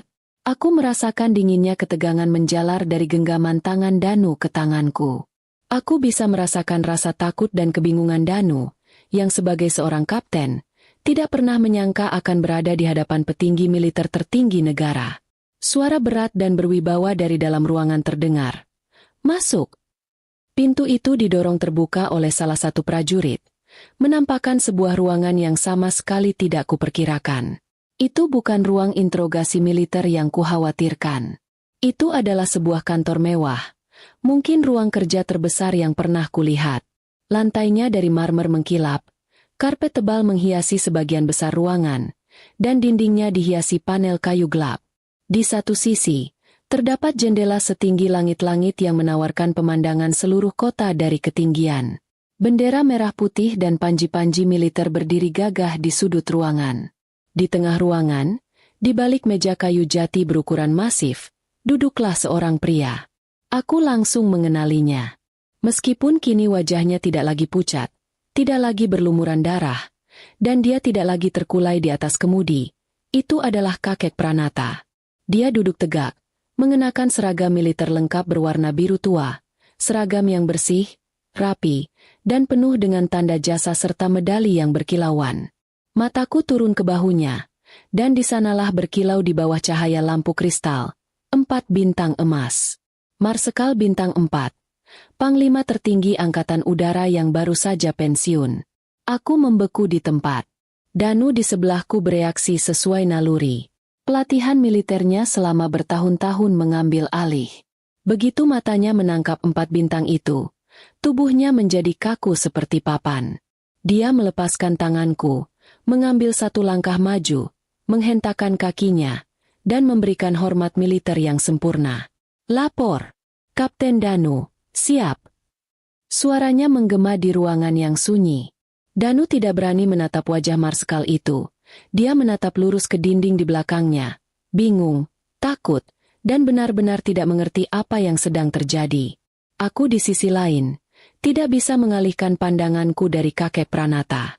Kakek tunanetra yang kubur kepalanya di jurang, kini duduk sebagai salah satu orang paling berkuasa di republik ini.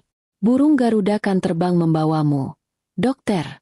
Kalimat itu tiba-tiba terngiang jelas di telingaku, bukan lagi sebagai puisi aneh, tetapi sebagai sebuah kenyataan yang menakutkan.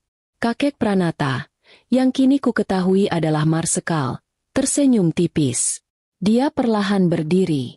Dia tidak terlalu tinggi, tetapi auranya memenuhi seluruh ruangan, terasa sangat menekan. Dia berjalan pelan mengitari meja besarnya, mengabaikan Danu yang masih dalam posisi hormat kaku, dan matanya tertuju lurus padaku. "Halo, Dokter Kirana," katanya. Suaranya berat, sama seperti yang kuingat di mobil yang hancur itu, tetapi kini penuh dengan kehidupan dan otoritas. Aku hanya bisa mengangguk, lupa bagaimana cara berbicara. Aku baru menyadari ada orang lain di sudut ruangan. Seorang wanita parubaya, yang kukenal sebagai istri kakek Pranata, duduk di sofa. Kakinya masih terbalut gips dan diletakkan di atas bangku kecil. Di sampingnya, duduk Anya, gadis remaja yang kujepit kakinya. Keduanya tersenyum hangat ke arahku.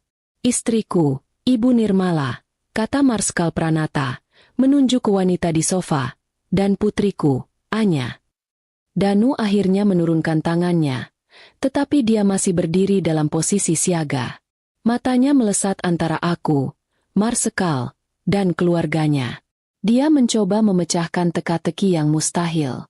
Marsekal Pranata berhenti tepat di depanku. Dia menatapku. Wanita muda berhijab yang berdiri di hadapannya. "Seminggu yang lalu," Marsekal Pranata memulai. Suaranya kini ditujukan kepada Danu, tetapi matanya tidak pernah meninggalkanku. "Keluargaku dan aku mengalami kecelakaan parah di jalur Lembah Sutra. Hujan deras. Tidak ada sinyal. Mobil kami terbalik. Istriku mengalami patah tulang terbuka. Putriku terjepit. Dia menyentuh pelipisnya, tepat di tempat aku melakukan trepanasi darurat. Dan aku sendiri, katanya, jeda sejenak. Sekitar 10 menit lagi, akan mati karena tekanan di kepalaku. Tidak ada yang bisa membantu kami. Danu menelan ludah. Wajahnya yang tegang berbalik menatapku dengan ekspresi takjub dan tidak percaya. Lalu, Marsekal Pranata melanjutkan. Malaikat ini muncul dari kegelapan. Seorang wanita muda, sendirian di tengah badai, menenangkan putriku, menghentikan pendarahan istriku, dan tanpa ragu, dia menusuk kepalaku untuk menyelamatkan nyawa. Di dalam mobil yang hancur, dia melakukan prosedur yang hanya bisa dilakukan oleh ahli bedah saraf paling brilian. Marsekal Pranata menoleh sepenuhnya ke Danu, yang kini menatapku seolah baru pertama kali melihatku. Dia menyelamatkan kami semua, kata Marsekal Pranata dengan nada final. Dia bekerja selama 2 jam sendirian. Lalu dia menghilang begitu saja saat bantuan datang. Danu menatapku. Matanya memohon penjelasan. Butuh waktu 3 hari bagi tim intelijenku untuk melacak mobilnya ke sebuah desa kecil. Marsekal Pranata tertawa kecil. Mereka hanya punya nama depan Kirana dan deskripsi. Dokter berhijab yang sangat profesional. Kami melacak setiap rumah sakit, tetapi tidak ada catatan tentang dia. Kenapa? Karena dia dipecat. Kapten Danu. Satu kata itu, dipecat, menggantung di udara. Danu menoleh lagi ke arahku. Rasa tak percaya bercampur dengan rasa malu yang mendalam. Istrimu tidak memberitahumu? Tanya Marsekal Pranata. Dia menyelamatkan nyawa Panglima Militer, tetapi dipecat oleh rumah sakitnya sendiri. Aku benci ketidakadilan, Dokter Kirana. Danu melangkah ke arahku, meraih tanganku lagi. Genggamannya kini memancarkan dukungan dan rasa bersalah. Kenapa kamu tidak bilang, Kirana? Kenapa kamu tidak ceritakan Ibu Skar mengusirmu dan memecatmu? Aku menunduk. Aku tidak ingin membuatmu khawatir, Mas. Lagi pula, apa gunanya? Ibu Skar sudah menang. Marsekal Pranata berjalan mendekati kami berdua. Dia menepuk bahu Danu. Kapten, santai, katanya. Suaranya penuh otoritas namun kini terasa lebih ramah. Istrimu adalah aset negara yang sangat berharga. Kami menghabiskan sumber daya signifikan hanya untuk melacaknya, karena dia tidak terdaftar dimanapun setelah dipecat. Ibu Nirmala, istri Marsekal Pranata, memberi isyarat dari sofa. Dokter Kirana, kemarilah nak. Aku berjalan mendekati sofa itu. Danu dan Marsekal Pranata mengikuti. Ayahku dan Kapten Satya berdiri diam di dekat pintu, menjadi saksi bisu adegan itu. Ibu Nirmala meraih tanganku. Tangannya hangat. Aku tidak tahu bagaimana harus berterima kasih. Bisiknya, matanya berkaca-kaca. Saat aku sadar yang kurasakan hanya sakit luar biasa, aku melihat tulangku sendiri. Aku pikir aku akan mati. Lalu aku melihatmu. Wajahmu tenang, jilbabmu berlumuran lumpur. Tapi kamu berbicara kepadaku seolah-olah kita sedang minum teh di sore hari. Kamu bilang, ibu akan baik-baik saja, aku akan mengurusnya, dan aku percaya. Anya, yang duduk di samping ibunya, ikut menimpali. Kak Kirana yang paling keren. Kakak terus mengajakku bicara tentang pelajaran sekolah, tentang matematika. Kakak membuatku lupa kalau kakiku terjepit. Aku tersenyum kecil. Air mataku akhirnya menetes. Rasa diakui dan dihargai ini jauh lebih manis daripada semua pencapaianku di puncak Garuda. Aku hanya melakukan apa yang harus kulakukan. Bu, bisikku. Tidak, kata Marsekal Pranata. Suaranya kembali terdengar tegas. Kamu melakukan apa yang orang lain tidak bisa lakukan. Kamu melakukan keajaiban di pinggir jalan, yang membawa saya ke pertanyaan berikutnya.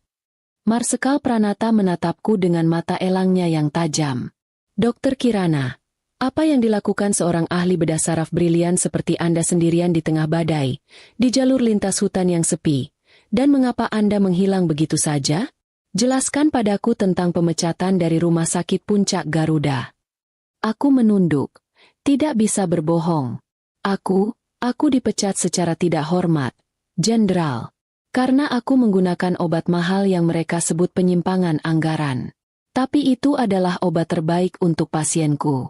Mereka memfitnahku. Mereka, ulang Marskal Pranata. Suaranya kini sedingin es. Dan, mereka, itu adalah ibu kandungmu, Kapten Danu. Danu menatap ibunya dengan tatapan ngeri. Dia hanya tahu sebagian kecil dari cerita itu. Dia hanya tahu ibunya marah. Dia tidak tahu bahwa ibunya adalah otak di balik pemecatan dan penghancuran karirku. Kapten Danu, jelaskan. Perintah Marskal Pranata. Suaranya pelan tapi mematikan. Danu, yang hancur karena malu, hanya bisa berbisik. Aku baru tiba pagi ini, Jenderal. Aku hanya tahu ibu memecatnya dan mengusirnya dari rumah. Marskal Pranata menyipitkan mata. Dia menoleh ke Kapten Satya. Satya, Kolonel Satya. Koreksinya, ternyata pangkatnya sudah naik. Saya mau Anda buka investigasi penuh terhadap Dr. Anda. Sekar dan Rumah Sakit Puncak Garuda. Periksa setiap laporan pengadaan alat kesehatan dan obat-obatan. Setiap klaim asuransi. Saya berhutang nyawa pada Dr. Kirana. Saya tidak suka berhutang. Dan saya benci ketidakadilan. Kalimat itu diucapkan oleh seorang Marskal Bintang 4.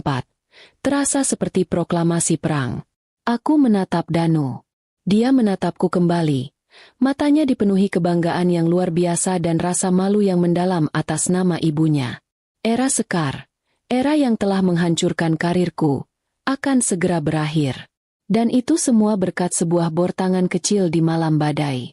Marskal Pranata menatap Kapten Danu. Kapten, selama seminggu ke depan, Anda dibebas tugaskan. Tugas Anda adalah menjaga istri Anda. Dia adalah aset negara yang berharga.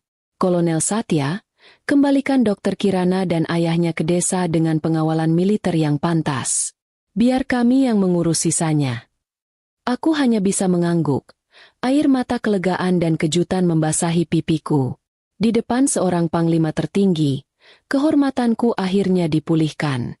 Kakek tunanetra itu tidak hanya menyelamatkan nyawaku, dia juga menyelamatkan hidupku. Perjalanan kembali ke desa terasa seperti prosesi kenegaraan. Sebuah kontras yang absurd. Jeep militer Kapten Satya yang kini dinaungi oleh pengawalan beberapa kendaraan lain melaju membelah jalanan kota, membawa ayahku dan aku dengan kehormatan tertinggi. Aku duduk di sebelah Danu, yang sepanjang perjalanan hanya diam. Genggaman tangannya padaku begitu erat seolah takut aku akan menghilang lagi. Rasa malu Danu terpancar jelas. Dia adalah seorang perwira terhormat yang kini harus menghadapi kenyataan bahwa kehormatan keluarganya dibangun di atas kejahatan dan fitnah yang dilakukan oleh ibunya sendiri. Aku tidak perlu mengucapkan sepatah kata pun. Kehadiranku di sampingnya sudah menjadi dukungan terbesar. Setibanya di rumah, ibuku menangis haru melihat kami pulang dalam keadaan utuh, bahkan dengan pengawalan yang begitu mencolok. Ayahku, meskipun masih terkejut dengan gelar Marskal Bintang 4, kini berdiri tegak. Kebanggaan seorang ayah yang anaknya tidak hanya selamat, tetapi juga dihormati oleh petinggi negara. Danu menghabiskan 2 hari pertama hanya bersamaku, meminta maaf berulang kali atas butanya dia terhadap kejahatan ibunya. Aku hanya mendengarkan, membiarkannya memproses rasa sakit dan pengkhianatan yang sama-sama kami rasakan. Aku tahu, cinta Danu padaku adalah tulus. Tetapi loyalitasnya pada keluarga besarnya telah membuat pandangannya kabur. Dunia luar, yang selama seminggu kutinggalkan, kini mulai merespons perintah Marskal Pranata. Berita tentang audit mendadak di Rumah Sakit Puncak Garuda mulai tersiar samar-samar. Telepon kantor ayahku, yang jarang berdering, tiba-tiba ramai dengan panggilan dari orang-orang yang selama ini tidak pernah peduli padaku. Sebagian besar dari mereka adalah anggota jaringan Dr. Anda. Sekar, kini panik dan mencari tahu sejauh mana Marskal Pranata akan bertindak. Aku hanya meminta ayah untuk tidak menjawab. Aku tidak akan membiarkan racun dari Sekar menjangkau ketenangan desa kami lagi. Beberapa hari kemudian, sebuah surat resmi tiba, dikirimkan oleh kurir militer. Isinya adalah pemanggilan resmi dariku untuk memberikan kesaksian di hadapan Komite Etik Militer dan tim audit gabungan. Ini adalah momen yang kutunggu. bukan untuk balas dendam, tetapi untuk menetapkan kebenatan yang sesungguhnya. Aku tidak akan lagi menjadi korban yang diusir di tengah hujan. Aku akan menjadi saksi yang berbicara atas nama Nurani. Aku kembali ke kota, kali ini tidak sebagai buronan, melainkan sebagai tamu terhormat yang dijemput oleh Kapten Satya, yang kini naik pangkat lagi menjadi mayor.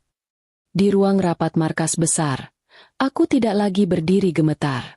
Di sana sudah menunggu beberapa perwira tinggi dan perwakilan dari Kementerian Kesehatan. Di kursi utama, duduk Marskal Pranata, yang wajahnya kini terlihat lebih pulih dan tenang, namun tatapan matanya tetap setajam elang. Danu duduk di sampingku, mengenakan seragam dinasnya, memberikan dukungan yang tidak terucapkan. Marskal Pranata menyambutku dengan anggukan kecil. Selamat datang kembali, Dr. Kirana. Terima kasih atas kesediaanmu datang. Kami sudah menemukan banyak hal.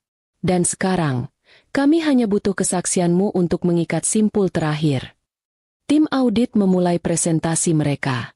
Aku terkejut mendengar betapa parahnya jaringan korupsi SCAR. Mereka tidak hanya menggunakan obat kadaluarsa dan alat kesehatan palsu, tetapi mereka juga memalsukan klaim asuransi kesehatan, menggelembungkan biaya renovasi gedung, dan yang paling mengejutkan, mereka menemukan jejak penggelapan dana publik dalam jumlah fantastis yang disamarkan sebagai pengadaan peralatan bedah saraf mahal dan terbaru. Peralatan bedah saraf mahal dan terbaru, kata salah satu auditor dengan nada sinis, sambil menunjukkan gambar sebuah jet pribadi mewah. Dana ini, Dr. Kirana, yang seharusnya digunakan untuk membeli peralatan bedah saraf yang katanya tidak mampu kami sediakan, untukmu, justru digunakan oleh Ibu SCAR untuk membeli aset pribadi. Jet ini terdaftar atas nama perusahaan cangkang yang dikendalikan oleh Dr. Haris. Darahku mendidih. Jadi, uang yang seharusnya menyelamatkan ratusan pasien, uang yang seharusnya membenarkan penggunaan dopamine stabilizer X mahal yang kuberikan, telah diubah menjadi jet pribadi untuk kesenangan SCAR. Rasa jijik dan amarahku kini melampaui rasa sakit pribadiku. Ini bukan lagi tentang aku. Ini tentang kriminalitas yang mengancam nyawa banyak orang. Setelah presentasi audit, Marskal Pranata menatapku. SCAR sudah mencoba untuk bernegosiasi. Dia menawarkan kompensasi yang sangat besar agar namanya tidak disebutkan. Dia menawarkan untuk mengembalikan rumah sakit itu, dengan catatan Anda diangkat sebagai direktur utama, plus sejumlah uang tunai yang sangat besar sebagai ganti rugi atas kerugian karir Anda. Aku menarik napas dalam-dalam. Itu adalah tawaran yang menggiurkan, sebuah kesempatan untuk kembali ke posisi puncak dengan kekuasaan penuh, tanpa harus berjuang. Itu adalah godaan yang paling berbahaya, menjadi seperti SCAR, tetapi dengan niat yang baik. Aku menatap Marskal Pranata, lalu Danu, yang memegang tanganku dengan tegang, seolah berharap aku mengambil jalan yang mudah. Aku memikirkan ayahku, yang selalu mengajarkan aku tentang integritas, dan kakek Pranata, yang memanggilku, tangan emas, bukan karena gelar, tetapi karena tindakanku. Terima kasih atas tawarannya, Jenderal, kataku. Suaraku terdengar stabil dan kuat di ruangan yang hening itu. Tetapi aku menolak. Aku tidak ingin satupun uang kotor SCAR. Aku tidak ingin kembali ke puncak Garuda yang beracun itu, meskipun sebagai direktur. Jika aku menerima kompensasi itu, aku tidak ada bedanya dengan dia, hanya saja aku memalsukan niat baikku. Keheningan melingkupi ruangan. Marskal Pranata tersenyum, senyum penuh kepuasan. Yang aku inginkan, Jenderal, lanjutku, adalah keadilan. Aku ingin memberikan kesaksian penuh dan rinci tentang bagaimana SCAR memaksaku keluar. Bagaimana dia menggunakan prosedur medis sebagai alat untuk menutupi kejahatan finansialnya. Bagaimana dia menuduhku, penyimpangan anggaran, hanya karena aku membuktikan bahwa obat-obatan murah yang mereka beli adalah sampah yang tidak berguna. Aku ingin mengungkapkan semua ini, agar tidak ada dokter lain yang bernasib sepertiku, dan agar tidak ada pasien lain yang menjadi korban obat kadaluarsa mereka. Aku mulai menceritakan semua detailnya, dari bagaimana SCAR menolak permintaan peralatan bedah baru demi memangkas biaya, hingga bagaimana Dr. Haris, rekan Sekar yang kini menjadi tersangka utama, memanipulasi laporan keuangan agar seolah-olah aku yang meminta dopamine stabilizer X demi keuntungan pribadi. Aku menjelaskan dengan rinci bagaimana aku harus melakukan prosedur darurat, karena alat yang seharusnya tersedia ternyata tidak berfungsi dengan baik. Saat aku berbicara, aku tidak lagi merasa marah. Aku hanya merasa dingin dan jujur. Ini adalah deklarasiku tentang kebenaran. Danu, di sampingku, melepaskan tanganku, dan alih-alih itu, dia meletakkan tangannya di punggungku, sebuah isyarat dukungan yang kuat. Aku menceritakan tentang perasaanku saat Sekar mengusirku, dan bagaimana dia merobek tiket serta melempar uang kusut ke lantai, memperlakukanku seperti pengemis. Aku tidak menceritakan detail ini untuk mencari simpati, tetapi untuk menunjukkan betapa buruknya karakter Sekar, dan bagaimana kepribadiannya memengaruhi operasional rumah sakit. Marsekal Pranata mendengarkan setiap kata dengan cermat. Setelah aku selesai, dia mengetuk meja. Cukup. Dokter Kirana, kesaksian Anda sudah lebih dari cukup. Dengan bukti-bukti yang kami temukan, dan kesaksian Anda yang mengikat, kasus ini sudah selesai. Dia menoleh ke Mayor Danu. Kapten, Anda memiliki istri yang luar biasa.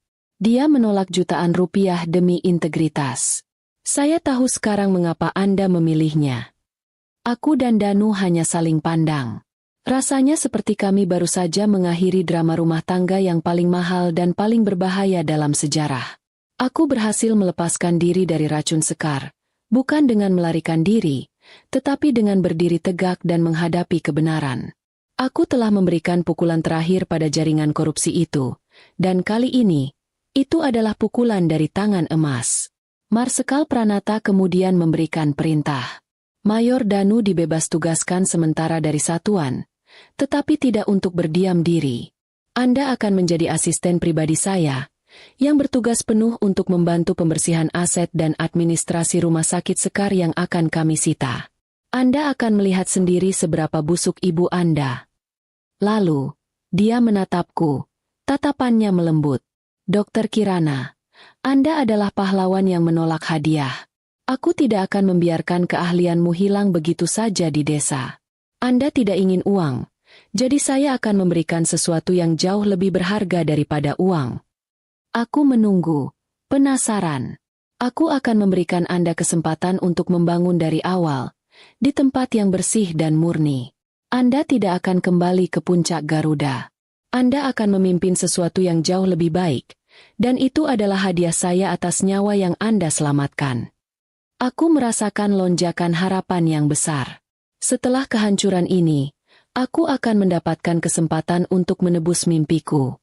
Aku akan memimpin dengan nurani, bukan dengan uang. Beberapa bulan berlalu dalam badai hukum yang mencekam. Badai yang akhirnya membersihkan udara kota dari racun keserakahan. Berita tentang skandal rumah sakit Puncak Garuda meledak di media nasional.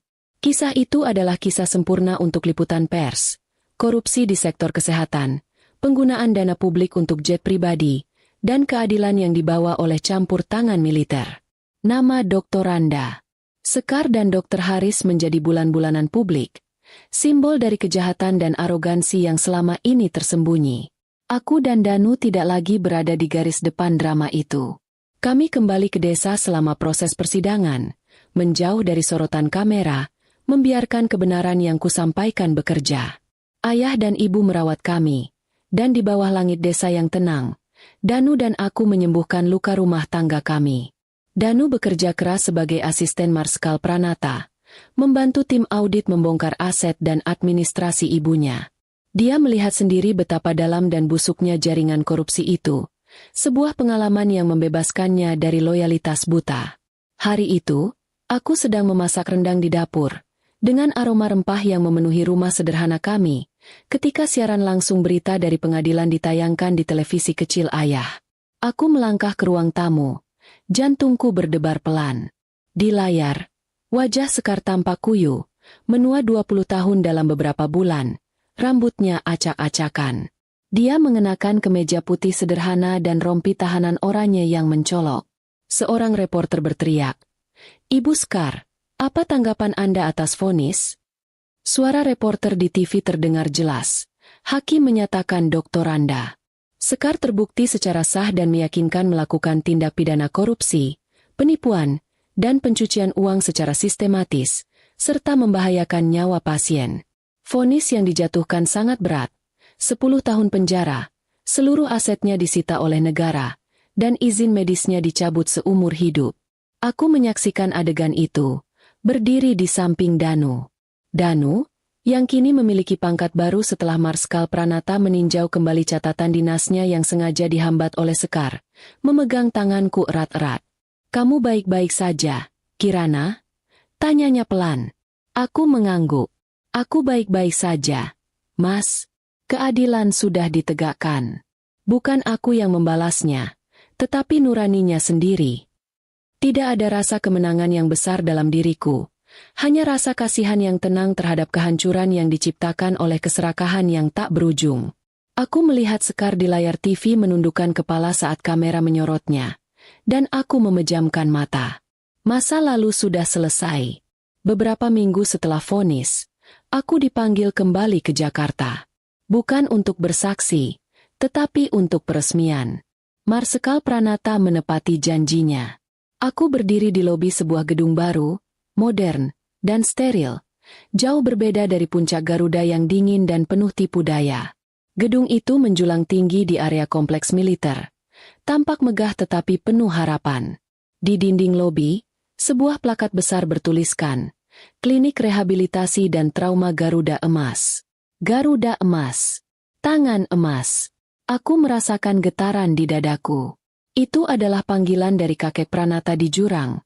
Gelar yang kini menjadi nama rumah sakit impian. Aku mengenakan jas dokter putih bersih yang baru. Di dadaku tersemat lencana nama baruku. Dr. Kirana, Kepala Klinik Garuda Emas. Aku bukan lagi ahli bedah saraf yang terancam. Aku adalah pemimpin, seorang arsitek kebenaran di bidang medis. Danu, yang kini berdinas kembali dengan pangkat mayor, berdiri gagah di sampingku. Di sebelah kami, duduk Marskal Pranata yang telah pulih sepenuhnya, bersama istrinya Ibu Nirmala yang kini sudah bisa berjalan dengan bantuan kruk, dan Anya. Marskal Pranata tersenyum hangat. Ayah dan ibuku, yang dibawa khusus dari desa dengan pakaian batik terbaik mereka, menatap sekeliling dengan mata berkaca-kaca penuh bangga. Marskal Pranata mengambil mikrofon di atas panggung kecil. "Hari ini," katanya, suaranya menggelegar di aula. "Kita tidak hanya meresmikan sebuah gedung, kita meresmikan sebuah simbol. Simbol bahwa integritas adalah segalanya. Simbol bahwa dedikasi mengalahkan keserakahan. Gedung ini ada karena satu tindakan keberanian di malam yang gelap, yang menyelamatkan nyawa saya dan keluarga saya." Dia menatapku, tatapannya penuh penghargaan. Gedung ini ada karena seorang dokter muda, yang bahkan ketika dia kehilangan segalanya, pekerjaan, rumah, kehormatan, dia tidak lupa akan sumpahnya untuk menyelamatkan nyawa. Dr. Kirana menolak kekayaan, dan dia hanya meminta kesempatan untuk melayani. Dengan bangga, saya perkenalkan Kepala Klinik Rehabilitasi dan Trauma Garuda Emas yang baru, Dr. Kirana. Tepuk tangan membahana. Aku melangkah maju ke mikrofon. Aku menatap Danu, yang memberiku hormat singkat, penuh cinta dan kebanggaan yang tak terukur. Aku menatap ayah dan ibu, yang menyeka air mata haru. Aku menatap kakek Pranata, yang memberiku kesempatan kedua. Aku merasakan emosi yang luar biasa, tetapi suaraku tetap mantap. "Terima kasih," kataku. "Ini adalah awal yang baru, bukan hanya untuk karirku, tetapi untuk standar etika yang akan kita terapkan di sini. Kita tidak akan lagi mengukur nilai seorang manusia dari harga barang yang mereka miliki, tetapi dari kesediaan kita untuk membantu tanpa pamrih." Di lobi itu, televisi besar menyiarkan berita yang telah beralih. Gambar Sekar yang memakai rompi tahanan telah digantikan oleh liputan peresmian kami. Masa lalu telah ditutup. Pintu ke masa depan telah terbuka. Aku menoleh ke arah Danu. Dia meraih tanganku, dan kami berjalan bersama menuju ruang kerjaku yang baru. Ruangan itu terang, luas, dan memiliki pemandangan yang indah ke langit terbuka. Tidak ada lagi ketakutan akan Sekar. Tidak ada lagi intrik. Kami berdua telah menemukan jalan kami kembali, bukan ke rumah Sekar yang busuk, tetapi ke rumah baru, rumah yang kami bangun atas dasar kejujuran dan keberanian. Ayo, Mas, bisikku pada Danu. Mataku berkilauan. Mari kita mulai bekerja. Tangan emas itu telah menemukan tempatnya yang sesungguhnya. Dan kali ini, tidak ada satupun kekuasaan atau uang yang bisa menurunkanku.